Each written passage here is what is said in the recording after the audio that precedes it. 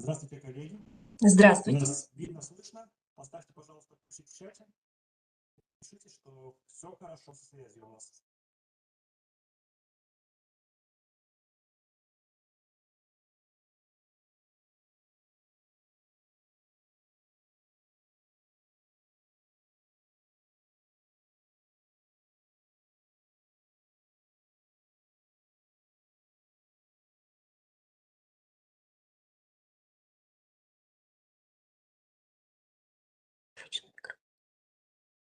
Микрофон включен.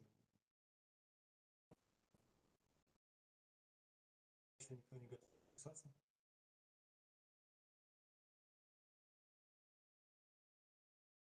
Десять 10:00. Начинаем. Здравствуйте, уважаемые коллеги, систематизаторы, каталогизаторы Республики Коми. Сегодня моя лекция будет посвящена теме библиотечно-библиографическая классификация.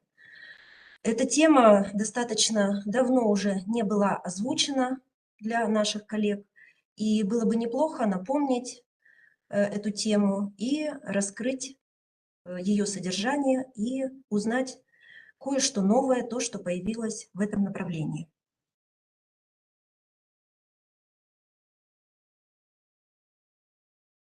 Давайте перейдем к презентации. Нагляднее всего мы эту тему раскроем в презентации. Тема сегодняшней лекции – библиотечно-библиографическая классификация, структура, индексация и методика систематизации. Все мы хорошо знаем, что ББК – это одна из крупнейших в мире классификационных систем. Она также является национальной классификационной системой Российской Федерации. На территории Российской Федерации библиотечно-библиографической классификацией пользуются более 95% библиотек. Библиотечно-библиографическая классификация необходима нам для организации систематической расстановки книжных фондов, для построения структуры системы систематических каталогов и картотек, для поискового инструмента в электронных каталогах с целью библиотечной статистики, а также она используется в библиографической и издательской практике. Тема моей лекции будет складываться из 3 блоков. Первый блок – структура, второй блок – индексация и третий – методика систематизации. Перейдем с вами к первому блоку – структура. Таблицы ББК представлены совокупностью 3 составных частей. Это основные таблицы, вспомогательные таблицы и алфавитно-предметный указатель. Переходим к первому – основные таблицы. Основные таблицы или основной ряд ББК, то есть первые деления основных таблиц, имеют следующую структуру. Первый раздел – междисциплинарное знание, второй раздел – естественные науки, третий – технико-технические науки, четвертый – сельское и лесное хозяйство, сельскохозяйственные и лесные науки, пятое – здравоохранение, медицинские науки, 6/8 – социальные, общественные и гуманитарные науки, и 9 – литература универсального содержания. Основные таблицы ББК раскрывают, как правило, отрасли знания и их проблематику, служат отправной точкой в анализе содержания и других классификационных признаков документа при его систематизации. Таблица ББК представлена в виде иерархического перечня классификационных делений. Вот они перед вами. Индексы и их формулировки сопровождаются методическими указаниями. Для отражения повторяющихся классификационных признаков применяются также вспомогательные таблицы. Система вспомогательных таблиц состоит из таблиц типовых делений общего применения, которые используются во всех классификационных индексах или во многих отделах классификации, и таблиц специальных типовых делений или планов расположения. Специальные типовые деления, они обслуживаются далеко не в каждом отделе классификации. Вспомогательные таблицы не имеют самостоятельного значения и присоединяются к индексу основных таблиц непосредственно или с помощью условных обозначений. Вот перед нами мы видим первое – это таблица общих типовых делений, которая используется почти во многих отделах ББК. Она содержит как тематические, например, история науки, техника безопасности, кадры, так и формальное деление. Это, как правило, тип или вид документа, справочные издания, учебные издания и так далее. Вот мы смотрим пример. Например, у нас книга посвящена медицинским кадрам. Мы находим основной индекс ББК, пятерка, это медицина, медицинские науки, здравоохранение, а именно 51.1. И то, что буковка П строчная, это говорит о том, что это тематическое деление общих типовых делений. И второй пример – это химики мира, справочник. Химия – это 24-й отдел. То, что это химики, это персоналия, то есть мы выбираем тематику, персоналия, тематическая у нас идет деление общих типовых делений. И нам нужно обязательно в систематизации указать, что это справочник. А справочник – это у нас Я2. Соответственно, получается шифр 24D, Я2. Если буквы находятся рядом, то они обязательно выделяются точкой. Это мы видим на втором примере. Также следующие вспомогательные таблицы – это таблицы территориальных типовых делений. Используются они для отражения материала по региональному признаку. Таблица содержит административно-территориальные и физико-географические деления. Опознавательный знак территориально-типовых делений – это цифровые и буквенные обозначения в круглых скобках. Сейчас приведем пример. Вот они, основные деления таблиц территориально-типовых делений. 0 в скобочках 0 – это значение весь мир, все страны, то есть все части света. 9 в скобочках – это мировой океан, то есть все океаны и моря. Далее у нас идут части света, которые расположены в традиционной последовательности, начиная с Европы, 4 в скобочках, далее Азия, 5 в скобочках, круглых скобочках, потом идет Африка, 6, 7 Америка, 8 Австралия и Океания. Все страны, независимо от величины, расположены в пределах частей света и в порядке алфавита их наименований. То есть вот у нас пример. В круглых скобочках 4 Бел – это обозначение, территориальное типовое деление страны Бельгия. 5 Туц – это Турция, 6 Мар – Марокко, 7 Арк – Аргентина, 8 Авс – это Австралия. Но есть также еще у нас деления, исключения составляют вот такие деления, как 2 и 3. Бывают в ББК такие отделы, где не нужно настолько дробно нам систематизировать части света, потому что отдел может быть или информация по этому отделу, или книги нет в таком объеме, чтобы так дробно делить. И тогда на помощь нам приходит вот такие деления, как 2 Россия, мы обязательно выделяем, потому что это наша страна, и информация о ней все равно должна отдельно конкретизироваться. И в скобочках 3 зарубежные страны в целом, или зарубежные страны, пусть не в целом, но определенное количество зарубежных стран, кроме России. И у нас, например, есть в наших рабочих таблицах ББК Национальной библиотеки есть такой раздел 72.3, это история науки, где как раз целесообразно применить вот это деление, то есть в круглых скобочках 2 Россия и в круглых скобочках 3 зарубежные страны в целом. В таблице территориально-типовых делений также применяются специальные территориальные деления, отражающие административно-территориальные единицы стран. Как мы все знаем, у нас есть 3 города федерального значения, это Москва, Санкт-Петербург и Севастополь. И если к нам приходит литература об этих городах, то целесообразно, а она, как правило, так как это достаточно крупные города федерального значения, и литература может накапливаться в наших фондах, соответственно, целесообразно выделить территориальный признак конкретных городов. Вот здесь у меня приведен пример города Москвы. в круглых скобочках, значит, будет шифр 2-2 Москва.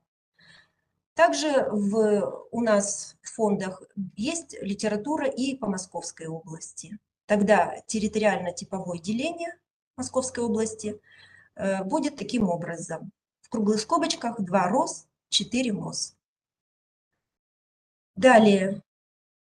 Также к таблицам территориально-типовых делений относят и крупные физико-географические регионы, которые представлены по неадминистративным территориям, а по тому географическому расположению, где они находятся. Бывает так, что приходит издание, где, например, тема освещена, касается севера России.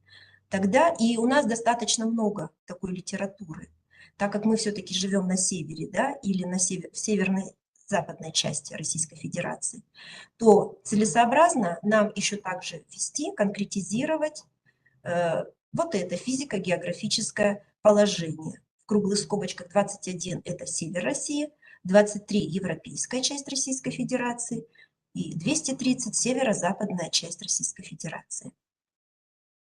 Также в таблицах типовых делений таблицы территориально-типовых делений присоединяются к индексу подразделений основных таблиц и общих типовых делений. То есть, вот, например, у нас такой пример. История техники в России. Тройка, техника 30. Г – это у нас общее типовое деление, а именно тематическое. И в круглых скобочках 2 – это у нас территориально-типовое деление. Признак то, что это история техники в России. Далее у нас есть еще вспомогательные таблицы языковых типовых делений и этнических типовых делений. Они идентичны. Разница лишь заключается в том, что языковые типовые деления используется знак равенства, но без круглых скобочек. А в этнических типовых делениях те же самые шифры языков, народов, но там идет уже этот индекс этнический, он в круглых скобочках. Вот приведен пример. Например, методика преподавания русского языка. По таблице языковых типовых делений шифр русского языка равно 411.2. И к систематическому шифру основного деления методика преподавания, например, 74.268.19, мы присоединяем языковой признак, если у нас книги по методике преподавания русского языка. Но мы также получаем книги по преподаванию, например, русской литературы или по литературоведению. Соответственно, шифр будет выглядеть так. Например, по методике преподавания русской литературы 74.268.39 в круглых скобочках равно 411.2, это шифр русского языка, или литературоведение, если это русская литература. 83.3 в круглых скобочках 2 равно 411.2. Также в таблицах ВБК, в его структуре, мы находим и деление периодизации, которое применяется для хронологического подразделения материала. Наиболее полная периодизация раскрыта в разделе 63.3. Вот здесь я привожу пример. 63.3 в скобочках 2 «История России». И деление периодизации у меня выделены более жирным шрифтом, где мы видим, что 63.3 в скобочках 2.4 – это Россия в IX-XVII веках. Если литература у нас касается истории России и захватывает период, например, 18-19 век и начало 20-го, то, соответственно, мы берем периодизацию пятерка. 63.3 в скобочках 2, 5. И периодизация 6. 63.3 в скобочках 2.6 – это Россия с октября 1917 года, то есть охватывает период 20 века почти полностью, и непосредственно до сегодняшнего дня, то есть 20-е годы 21 века.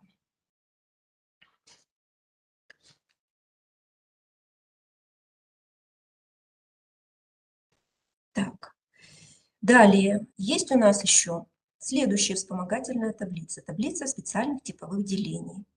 В отличие от таблиц общего применения, здесь используется таблица специальных типовых делений только в пределах одного отдела или раздела.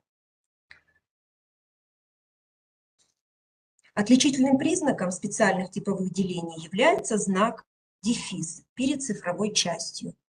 Здесь у меня на экране выведен пример, где вы можете увидеть жирным шрифтом как раз выделено вот это специально типовое деление, дефис и арабские цифры.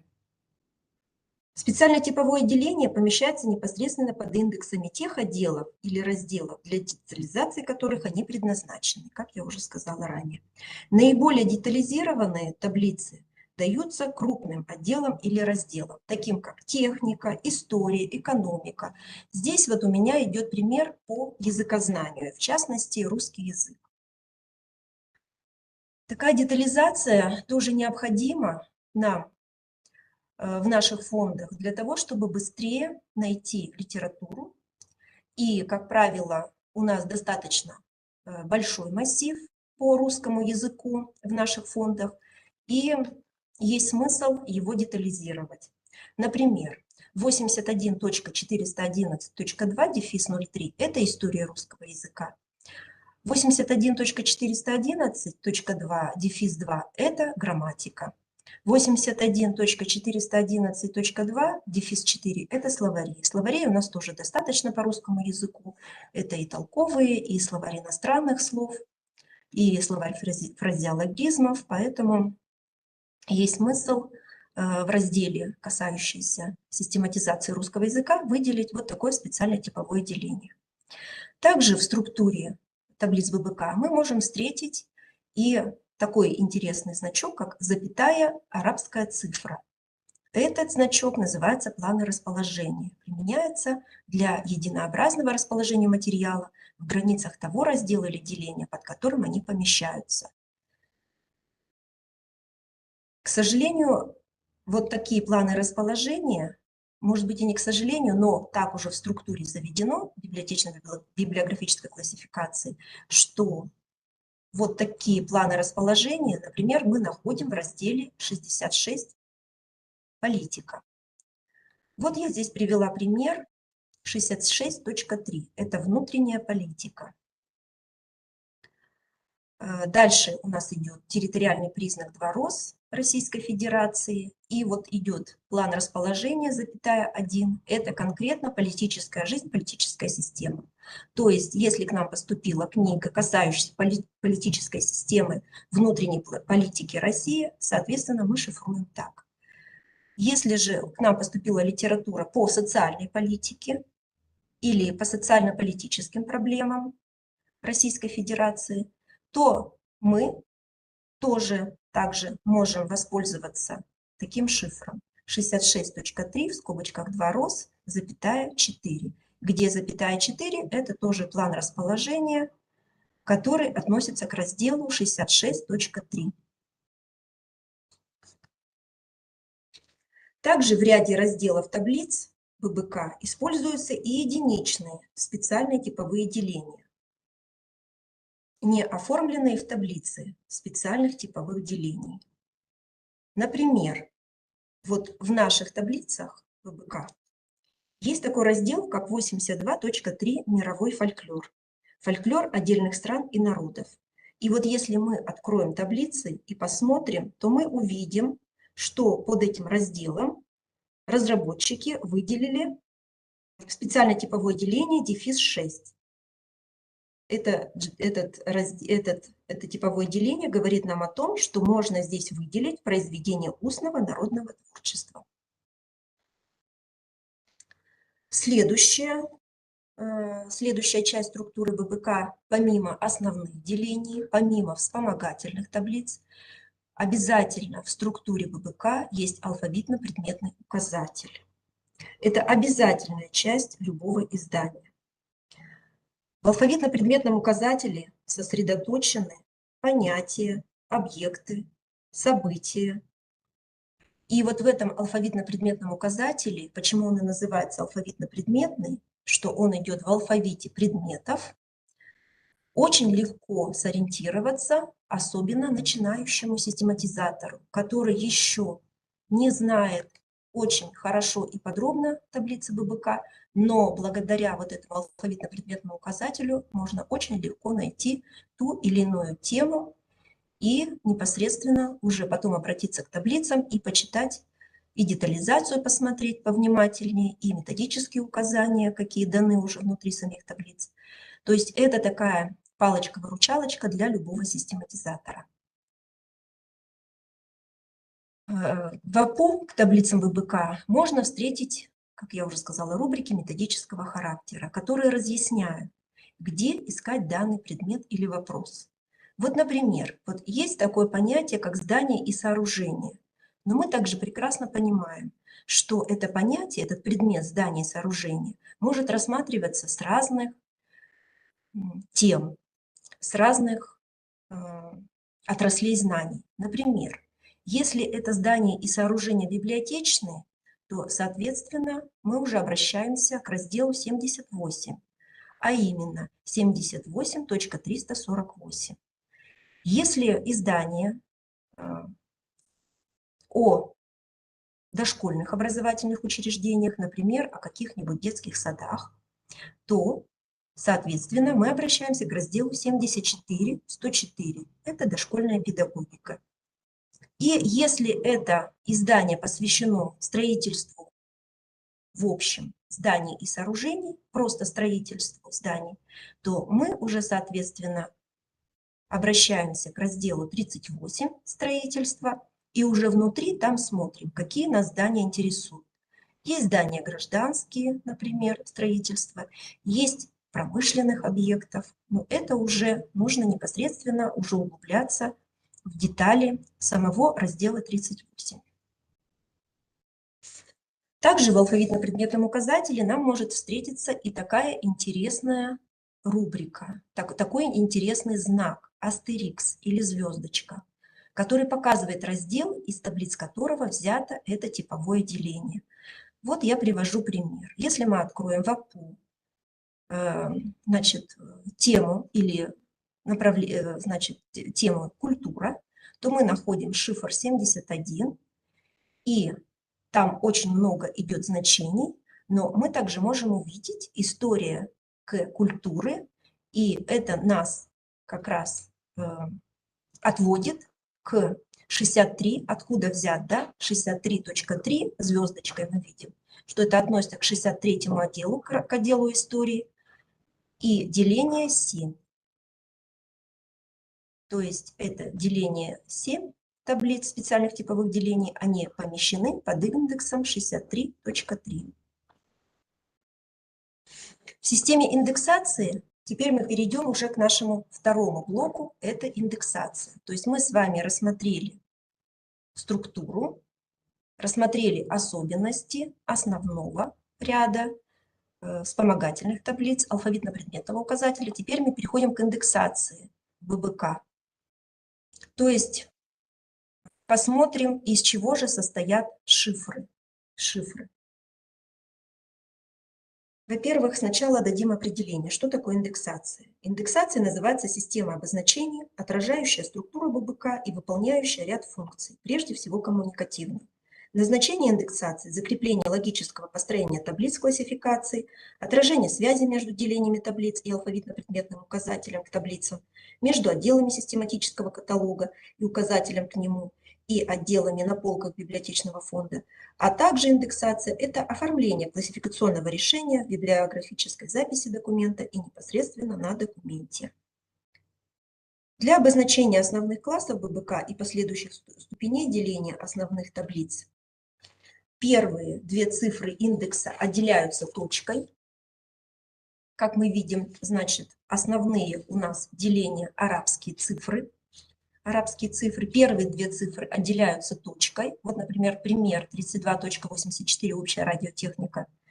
Далее, если раздел детализируется, то уже отделяются три цифры. Вот пример 32843.2 проводниковые материалы и изделия. И далее, после вот этой точки 2, могут быть двойные цифры или одинарные. Дальше мы видим, что при индексации арабские цифры используются не только для основного, да, деления, но и для территориально-типовых делений. Вот в частности арабские цифры используются, вот, например, Европа или Азия или 6 Африка. Также арабские цифры используются и для определения типа или вида издания. Я7 – это учебное издание, Я2 – справочное издание. Также арабские цифры используются и в специальных территориальных типовых делениях, дефис 2, социально-экономические, например, отношения или история хозяйства. Также в планах расположения, запятая 1, военные действия. Арабские цифры мы также видим и во вспомогательных таблицах языковых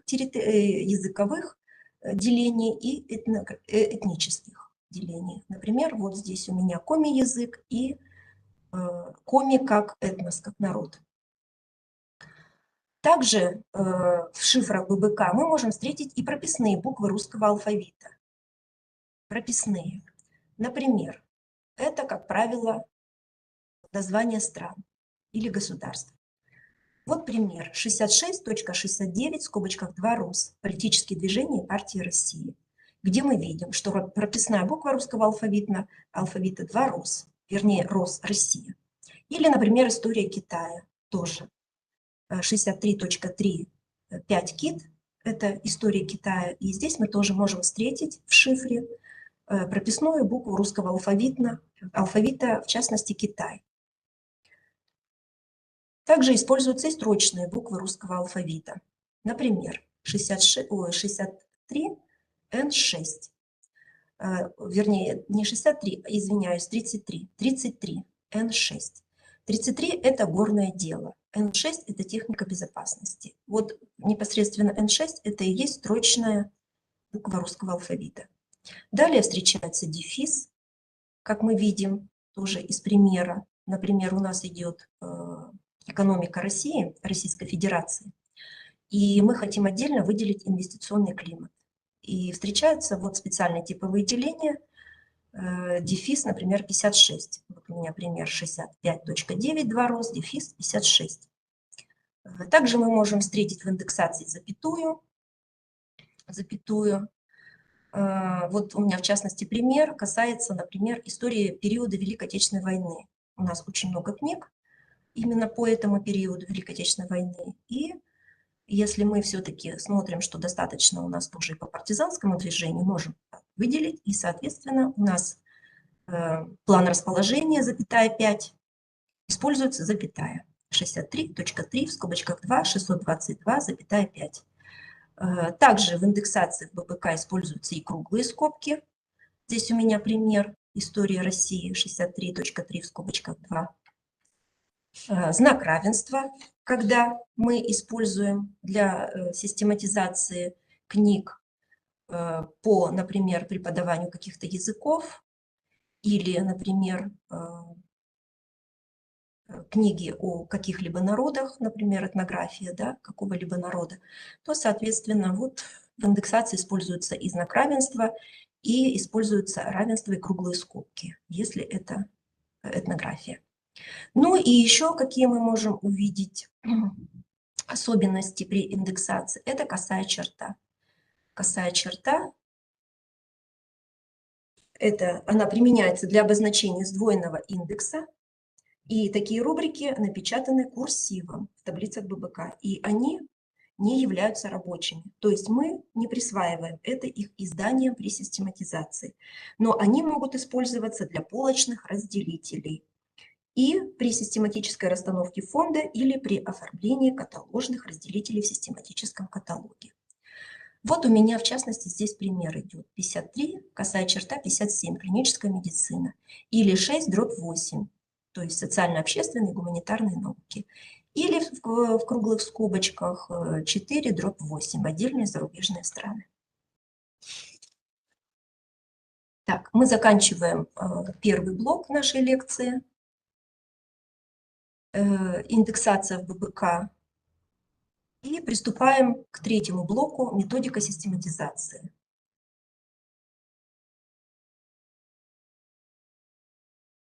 Что такое методика систематизации? Это достаточно сложный процесс в работе специалистов в библиотеках. Он считается одним из самых действительно сложных, и он приобретается, навык этот приобретается не сразу сотрудниками в отделах обработки, особенно которые занимаются этим направлением деятельности. Это все накапливается годами, опытом работы. И человек, который занимается систематизацией, он достаточно эрудирован, потому что каждый день рабочий он систематизирует документы, поступающие в библиотеку, по различной тематике. Так вот, методика систематизации – это совокупность принципов, положений и правил, применяющихся в процессе систематизации. Выделяется общая методика систематизации и частная методика систематизации.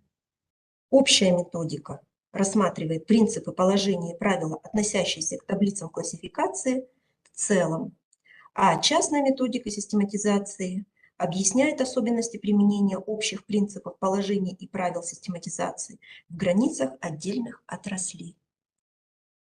Также хочется остановиться еще на таком понятии, как рабочие таблицы классификации. Они должны быть обязательно в каждой библиотеке, в отделе обработки. То есть перед началом работы в каждой библиотеке подготавливаются рабочие таблицы классификации. С учетом объема и особенностей расстановки фондов проводится разметка таблиц классификации. На полях таблиц перед классификационными делениями, которые предполагается использовать в библиотеке, проставляются буквы П и К. То есть это полочные и каталожные разделители. В тексте таблиц на полях или во вклеенных листах фиксируются образованные систематизатором комбинированные индексы, в состав которых входят индексы основных и вспомогательных таблиц. Ведение рабочих таблиц – это процесс постоянный, и в них оперативно должны отражаться все новые решения. Систематизация – это часть обработки поступающих в библиотеку документов, результатом которой является библиографическая запись. В состав библиографической записи входит заголовок библиографической записи и библиографическое описание, результаты индексирования – это классификационные индексы, предметные рубрики или ключевые слова. Также шифр хранения в библиотеке или сигла хранения, как мы ее еще по-другому называем, дата завершения обработки, инвентарные номера. Все это составляет библиографическую запись. Алгоритм систематизации мы также можем найти и в ГОСТах. Например, ГОСТ 7.59-2003. Остановимся на алгоритме систематизации. Первое. Сначала мы проводим анализ документа, выявляем его классификационные признаки. То есть объектом систематизации является любой документ или ресурс, который поступил на обработку в библиотеку. Анализ содержания документа проводится непосредственно с его ознакомления, то есть девизу. Источником анализа является документ в целом и его элементы. То есть заглавие не всегда может соответствовать содержанию документа, поэтому необходимо ознакомиться с аннотацией, оглавлением, предисловием, найти также полезно сведения об авторе. При необходимости можно обратиться и к справочному фонду, и к ресурсам интернета, и также к другим источникам, для того, чтобы систематизатор мог принять правильное решение. То есть сначала мы ознакомливаемся с этим документом, а далее мы уже формулируем предварительный классификационный предварительное классификационное решение. То есть основной классификационный признак содержания предмета, определяющий его отношение к той или иной области знания или практической деятельности. Мы смотрим аспект рассмотрения предмета, вопроса, темы. Можем также что-то уточнить по той или иной отрасли. Основной признак выявляется с максимальной полнотой и точностью благодаря раскрытой в таблицах детализации. Одновременно выявляются дополнительные классификационные признаки. Например, это территория, исторический период, язык. То есть характеристики, которые отражаются с помощью тематических и формальных общих типовых делений, территориальных, языковых и так далее. Находим в таблицах классификационный индекс обозначения и, соответственно, смотрим уже и составляем полный индекс или предметную рубрику. Найденные индексационные обозначения объединяем в полный индекс. Дополняем систематизацию операциями, связанными с указанием каталогу. Проверяем, есть ли у нас в указателе соответствующие предметные рубрики. То есть параллельно еще ведем алфавитно-предметный указатель к систематическому каталогу. И, соответственно, смотрим, есть ли у нас такая предметная рубрика в АПУ. Если нет, то, соответственно, оформляем ее. Теперь мы непосредственно переходим к общим правилам и принципам методики систематизации. Первое. При систематизации определяющим является содержание документа. Признаки, не связанные непосредственно с содержанием документа, выступают, как правило, в качестве вторичных.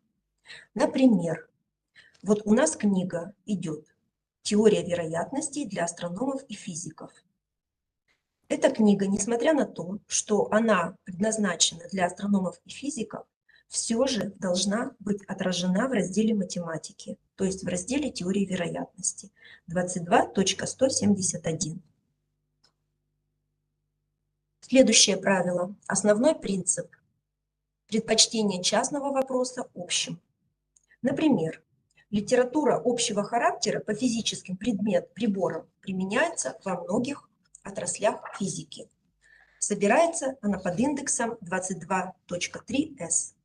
А вот книги по приборам, используемым в отдельных отраслях физики, относятся уже к соответствующим отраслям.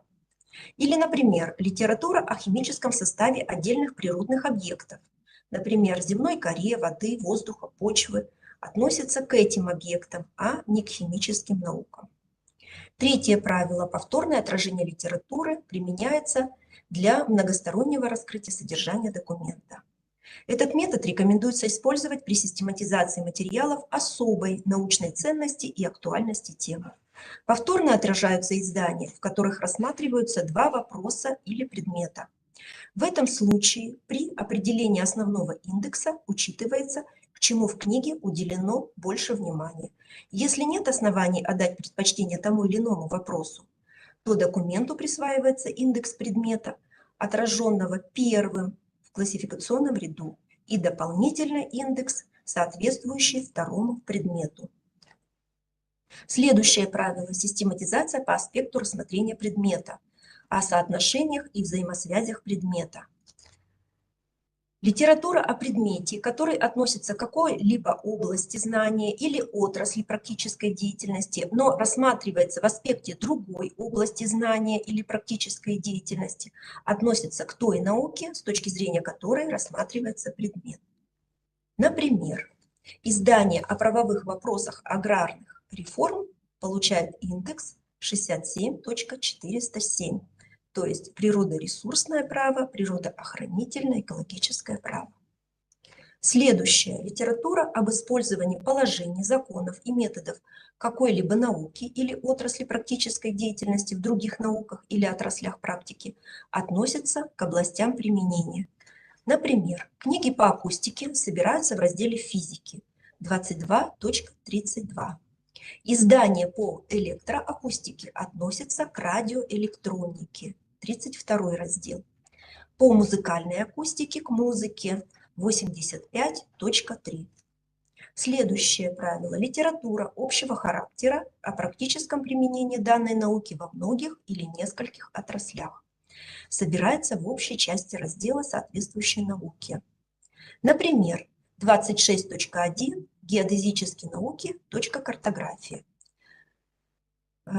Сюда относится к этому разделу, так как относится к литературе общего характера о прикладной геодезии в целом. То есть здесь собирается общего характера.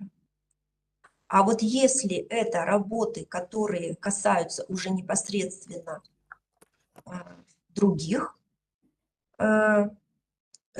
наук, например, сельского хозяйства или строительства, да, то мы уже будем их относить, систематизировать в другие науки. Вот, например, издание о геодезических работах при мелиорации будет у нас, пойдет в раздел 40.6 «Сельскохозяйственная мелиорация». А, например, если это геодезические работы в строительстве, то пойдет у нас такая книга в раздел 38.2 «Изыскание и архитектурно-строительное проектирование». То есть если в общем рассматриваются, да, геодезия в общем, то она пойдет в общий раздел. А если уже конкретно в какой отрасли, то идет уже в отрасль. Дальше. Науки, являющиеся переходными, промежуточными, отнесены к тем отраслям, из потребностей которых они возникли. Например, астрофизика отнесена к астрономии, биофизика к биологии, химическая технология к отделу технических наук. Следующее правило. Литература о влиянии, воздействии принципов и правил какой-либо науки или отрасли практической деятельности относится к областям, испытывающим влияние воздействия. Например, в работе о ледниках и климате рассматривается влияние климата на ледники. Значит, в работе о ледниках и климате рассматривается влияние климата на ледники. То такая книга получит шифр 26222.8. Здесь собирается литература о ледниках, даже несмотря на то, что называется влияние климата. То есть мы ее обязательно зашифруем именно в ледники. Следующее правило. Литература широкого содержания, в которой рассматриваются 3 и более предмета или предмет освещается в 3 и более аспектах, относится к обобщающему делению. Например, работы, в которых рассматриваются одновременно вопросы садоводства, огородничества или полеводства, относятся к обобщающему делению 42 – специальное частное растениеводство. И дополнительно в частных разделах не отражаются. Книги, освещающие вопросы, не получившие основного места в таблице классификации и рассматриваемые многосторонне в разрезе ряда дисциплин, относятся, как правило, к отделам, в которых представлены теоретические науки, или к отделам, где данные вопросы освещаются с точки зрения их использования. Например, если произведение печати посвящено детской игрушке в целом, то оно получит отражение в соответствующем разделе педагогики, поскольку игрушка – это средство воспитания детей. Следующий момент. Если для произведения печати общего характера по проблеме, рассматриваемой в разрезе нескольких дисциплин, трудно установить основное место в каталоге, то, исходя из содержания, оно систематизируется под индексом отдела, стоящего первым в классификационном ряду. Далее, следующая особенность методики систематизации. Работы, в которых изложение специальной научной дисциплины сочетается с изложением более общей дисциплины, относятся к специальной, к частной. Например, книга «Ботаника» с основами общей биологии отражается в разделе «Ботаника». Также не менее интересно нам узнать, как же систематизируются и многотомные издания, которые поступают в наши фонды. Многотомные издания систематизируются по общему содержанию, а вот отдельные тома, имеющие характерные заглавия, на которые составлены дополнительные библиографические описания, повторно отражаются в соответствии с их содержанием. Аналогично также систематизируются и продолжающиеся издания. Также далее следующее правило. Книги, освещающие историю науки или отрасли, или предмета в целом, или нескольких отраслей науки, собираются под индексом 72.3. История науки. История науки. В том случае, если они не могут быть отнесены к какой-либо отраслевой раздел. Литература по истории отдельных отраслей науки или практической деятельности относится к соответствующим разделам классификации. Для книг по истории отдельных отраслей под индексом каждой отрасли выделяется рубрика с типовым делением Г. Например, 22.3 Г – это история физики. В тех отделах, где история науки или предмета имеет самостоятельный индекс, типовое деление Г не применяется. Вот здесь у меня приведен пример истории образования педагогической мысли. В таблицах ББК выделен для этого специальный раздел 74.03. Следующая литература о жизнедеятельности каких-либо ученых, писателей, художников, государственных или общественных деятелей. Тоже относится к соответствующим отраслевым отделам классификации. Например, если у нас биография ученых, деятельность которых плотно связана со многими отраслями науки. Например, был у нас такой ученый Михаил Васильевич Ломоносов. Так вот, если в книге раскрываются все его аспекты жизнедеятельности, то такую литературу, такую книгу целесообразно засистематизировать в раздел 72.3 «История науки». Книги о деятельности этих ученых только в одной отрасли знания отражаются в соответствующих подразделениях классификации. Пример исследования, например, того же Ломоносова, вот в частности, будет книга, которая посвящена не в целом его деятельности, как ученого разных отраслей наук, а именно касающейся исследования его поэзии, как поэта, мы отнесем к литературоведению. Если персона проявила себя в различных областях деятельности, то основное место литературы о ней будет в том разделе, где представлена ее основная деятельность, или в которой данная личность получила наибольшую известность. Вот, например, Леонардо да Винчи. Основным местом для литературы о Леонардо да Винчи будет индекс 85.143 в скобочках 3 «Живопись зарубежных стран». Иногда в исследовании освещается и отдельная сторона деятельности лица, которая представляет интерес только как факт его биографии. Например, книга нам пришла «Лев Толстой и шахматы», то это издание получит индекс 83.3, в круглых скобочках 2 равно 411.2, 5-8 Толстой ЛН. То есть мы отнесем это в литературоведение, потому что Лев Николаевич Толстой – это русский писатель XIX века. Литература, содержащая региональный, страноведческий, краеведческий признак, систематизируется по основному содержанию в соответствующие подразделения отраслевых отделов, где выделяется с помощью территориально-типовых делений. В ряде отделов таблиц предусмотрены деления для литературы общего характера, написанной на материале отдельных регионов. Вот здесь я вам привела пример более крупных отделов, где выделен региональный аспект. Как правило, к нам поступает литература отдельных местностей. Вот здесь пример 63.3 в скобочках, 2 многоточия, как раз выделяются истории отдельных местностей, где в круглых скобочках мы как раз будем указывать территориально-типовое деление той или иной местности. Следующий пример 65.9 в круглых скобочках 2 РОС, экономика регионов Российской Федерации, соответственно, тоже многоточие в круглых скобочках. Соответственно, если к нам придет литература об экономике того или иного региона Российской Федерации, то мы зашифруем в этот раздел и в круглых скобочках укажем территориально-типовое деление конкретного региона. Мы с вами рассмотрели вопрос, касающийся общей теории методики систематизации, которые относятся непосредственно ко всем отделам ББК.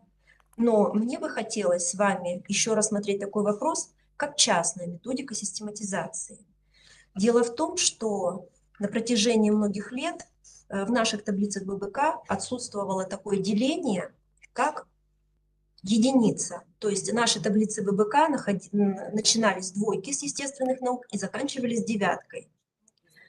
И время не стоит на месте, появляются новые отрасли знания. К сожалению, эти отрасли, как правило, перемежаются с другими отраслями. Естественные науки, гуманитарные. Появляются более узкие направления, более узкие науки. И для систематизатора всегда вызывает сложность. Куда же все-таки засистематизировать тот или иной документ? И вот к нам в отдел обработки в Национальной библиотеке поступили таблицы ББК для сокращенных таблиц. Как раз там уже непосредственно в этих таблицах, это второе издание таблиц ББК сокращенных, уже разработчики поместили такой новый раздел, как 1 междисциплинарное знание. И я хотела бы вас немножко познакомить с этим отделом. Вот у вас перед экранами, перед глазами вы видите основные деления первого раздела междисциплинарное знание. Это, который делится на несколько делений. Первое, значит, 10 – это методология междисциплинарного знания, 11 – это семиотика, 13 – общая теория систем, 15 – кибернетика, 16 – информатика и 18 – экология. Что же привело к развитию нового отдела ББК? Как я уже сказала ранее, это интеграция в настоящий момент естественных, технических, общественных наук и привело как раз к появлению этого междисциплинарного знания. 10 раздел – методология междисциплинарного знания. Здесь собирается литература, охватывающая сразу несколько отраслей знания. То есть к вам пришла литература, охватывает в комплексе вопросы или проблематику разных знаний. Вам сложно определиться все-таки, куда отнести. И вот, может быть, к сожалению или к счастью, таких изданий немного бывает в библиотеке, но все-таки они бывают. И тогда целесообразно зашифровать такую книгу именно вот в этот раздел 10 «Методология междисциплинарного знания». То есть мы не смогли все-таки конкретно определить, куда ее соотнести. Вроде как сразу может быть и в 3, и в 4, соответственно, мы можем сюда ее отнести. Следующий раздел 11 – семиотика. Здесь отражается литература о знаках и знаковых системах. Здесь собираются работы по общей теории знаковых систем, объединяющие 3 аспекта семиотики – синтактику, семантику и прагматику. А также работы о знаках, символах, знаковых системах, их разновидностях, о кодах как знаковой системе. В прежних таблицах ББК литература данной тематики собиралась в подразделении 87.22. Но разработчики новых таблиц сочли необходимым выделить эту науку в отдельную отрасль. Семиотика отдельных, и если это в общем идет семиотика, в общем о знаках и символах, то она систематизируется в 11 отдел. Но если это семиотика отдельных отраслей научной и практической деятельности, то она систематизируется, конечно же, в соответствующие подразделения классификации. Например, если это литература о семиотике культуры, то она пойдет в 71 отдел, 71.0. Если это семиотика языка, лингвосемиотика, то пойдет в раздел языкознания, 81. Семиотика в познании пойдет в раздел гносеологии, 87.22. Следующее у нас деление первого междисциплинарного знания – это 13, общая теория систем.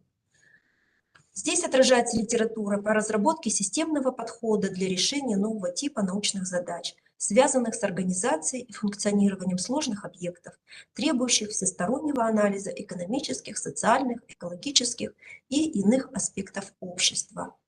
Здесь находится литература по общей теории систем, системные исследования, системный анализ, также литература по системологии и системной инженерии.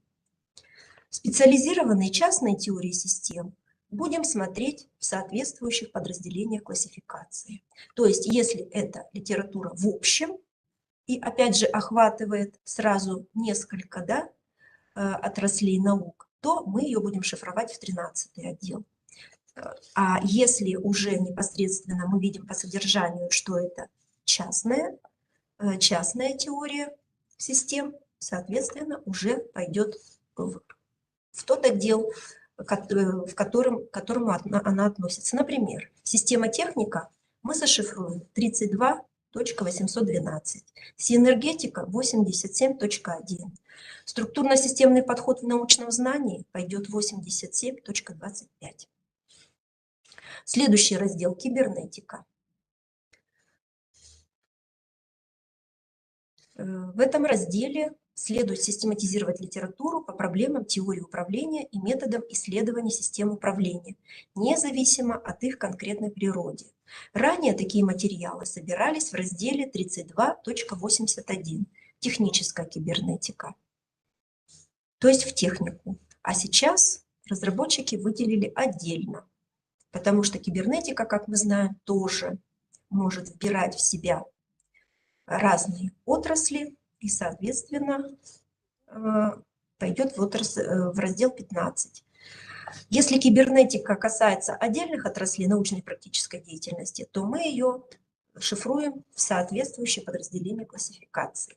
Например, организация управления в экономике пойдет 65.050, организация управления в социальной сфере 60.82, математическая кибернетика в раздел 22.18, биокибернетика 28.071. Следующий раздел 16. Информатика и информационные технологии. Он предназначен для отражения литературы об информационных процессах, использующих совокупность средств и методов хранения, обработки и передачи данных в компьютерах и компьютерных сетях. Здесь также собираются учебные издания по дисциплине информатика.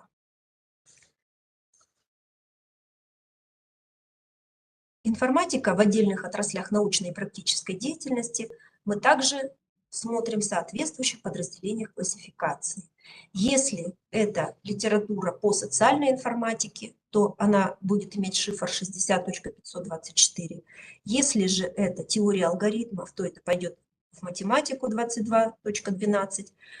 Математическая теория информации пойдет в 22.18.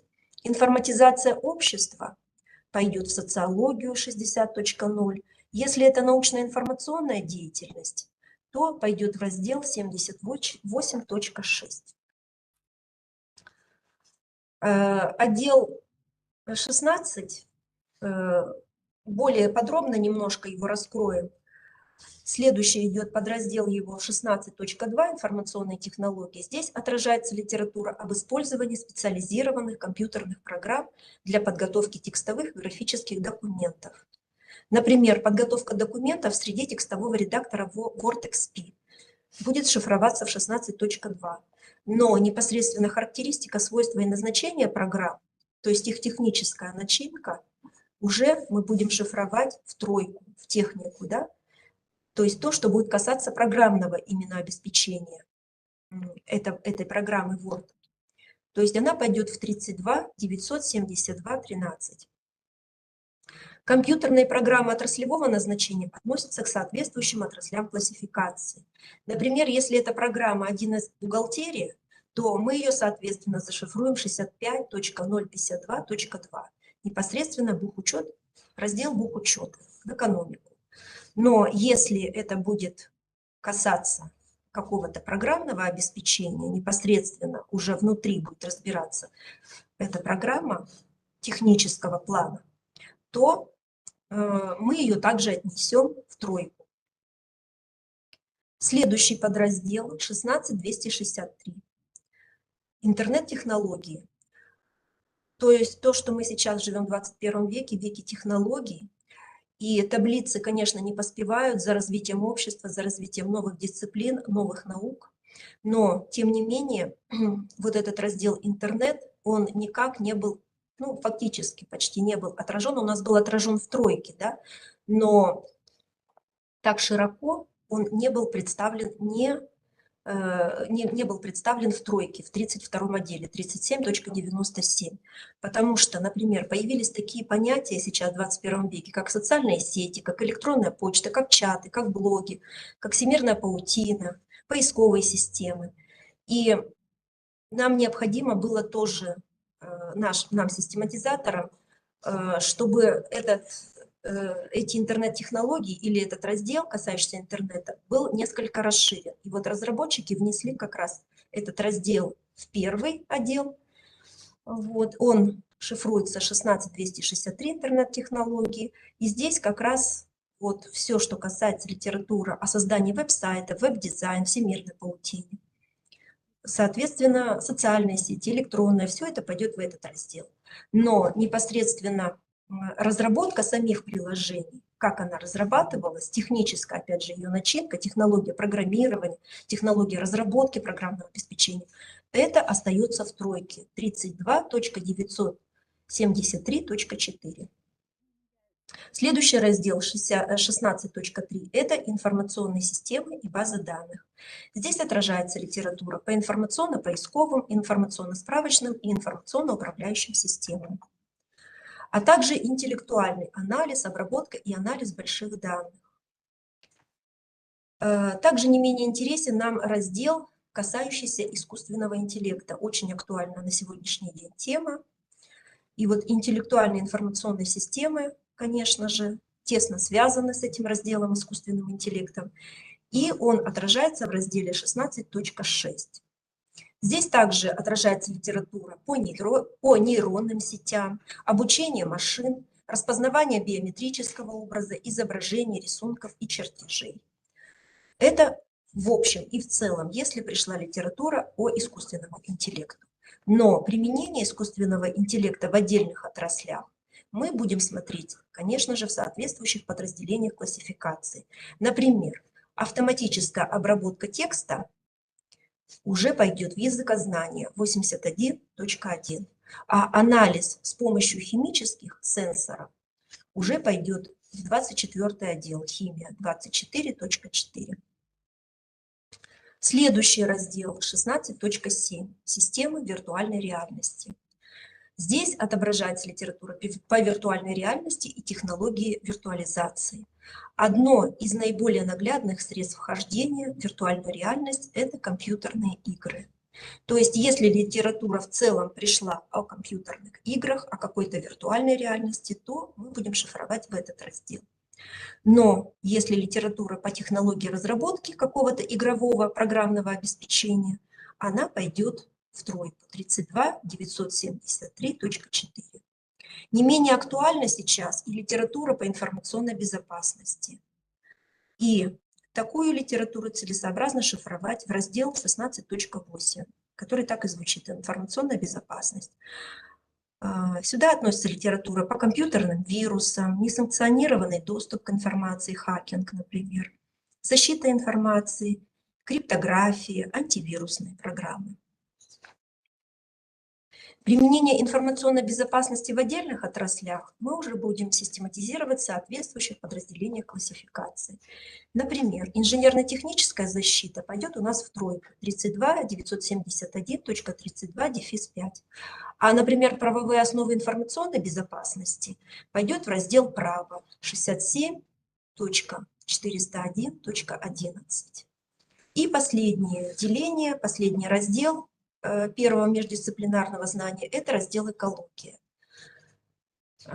Чем он отличается от… Есть у нас раздел 20.1 «Экология и окружающая среда». Чем он отличается от того раздела? Значит, здесь отражается литература о глобальных экономических, демографических и продовольственных проблемах в целом. Здесь отражаются комплексные исследования, фундаментальная экология, глобальная экология, прикладная экология в целом. Если нам встретится издание по экологии, относящееся к какой-то определенной отрасли знания, например, биоэкология, то она пойдет уже биологические науки 28.088. Если это экология гидросферы, она пойдет в раздел 26.22. Взаимодействие человека с окружающей средой, охрана и рациональное использование живой и неживой природы отражается в разделе 20.1 «Экология и охрана окружающей среды». Если это книга по промышленной экологии, соответственно, она пойдет в тройку, 30.69.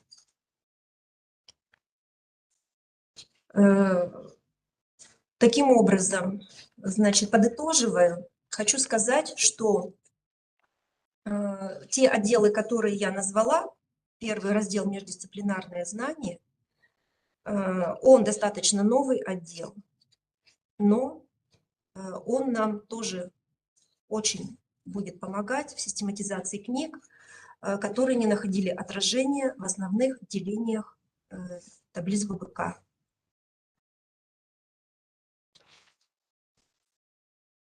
Еще хотела бы, перед тем, как завершить, еще хотела бы проговорить такую важную вещь в работе систематизатора, как картотека методических решений. Если по отдельным вопросам систематизации, детализации систематизатор не может принять какое-либо решение, то целесообразно эти решения прописывать непосредственно в своих рабочих таблицах ББК или же фиксировать в картотеке методических решений.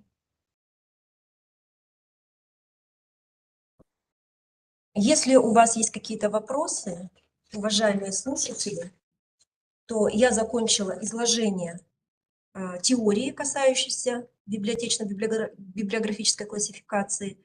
И если есть какие-то вопросы, то мы можем их обсудить, или, может быть, если есть более какой-то конкретный у вас случай или сложность, то вы можете писать на мою электронную почту, вы ее прекрасно знаете, zolt@nbrcomi.ru.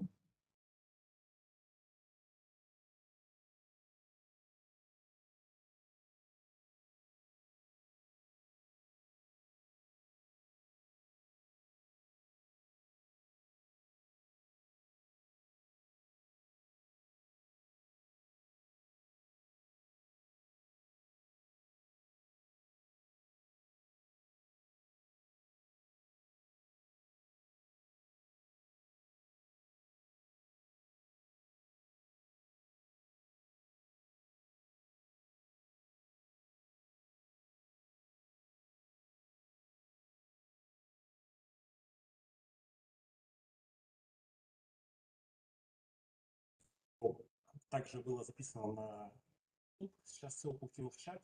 Сможете посмотреть его еще раз при необходимости.